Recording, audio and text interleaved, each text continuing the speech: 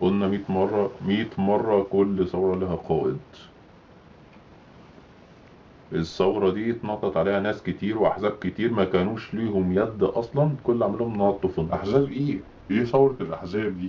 يا عم مفيش حاجة، ما انت مفيش كل حاجة اللي في اسمها الأحزاب ثورة دول للاحزاب، مين أصلا دول؟ أصلا ما هو كانوا في مجلس الشعب زمان.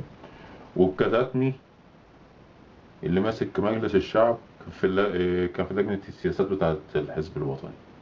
ازاي؟ طب حد يفهمني. بص انا هقول لك حاجة من الاخر كده، اللي انا شايفه والله اعلم بقى، هيقول لك ده راجل مجنون وعنده نظرية المؤامرة كبيرة في دماغه، بس اللي انا شايفه ان احنا دلوقتي الثورة بتاعتنا دي ثورة فاشلة. طبعا في حاجة، في قوة ما بتلعب، بتحرك الكلام ده كله، وصلتنا للنتيجة ان انتوا عايزين ديمقراطية، يا الشعب ده عايز ديمقراطية. طيب اهلا وسهلا، احنا موافقين على الديمقراطية اللي انتوا عايزينها، بس احنا الديمقراطية اللي هنديها لكم ديمقراطية من عندنا احنا، تفصيل. عايز تختار رئيس؟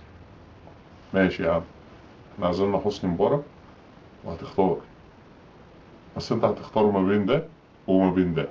ليك نفسك بقى. الاتنين مصلحة للناس دي في الاخر. مين هم الناس دي يا جدعان؟ الله اعلم، ما نعرفش، بس احنا مش عايزين نعرف هم مين. احنا كل اللي احنا عايزينه ان لو حاجة زي دي موجودة ان احنا نتغلب عليهم، فاحنا لا نختار ده ولا نختار ده. اللي يا جماعة اللي انا شايفه من الاخر، اللي كان مختار واحد غير شفيق وغير مرسي ما يختارش حد من الاتنين.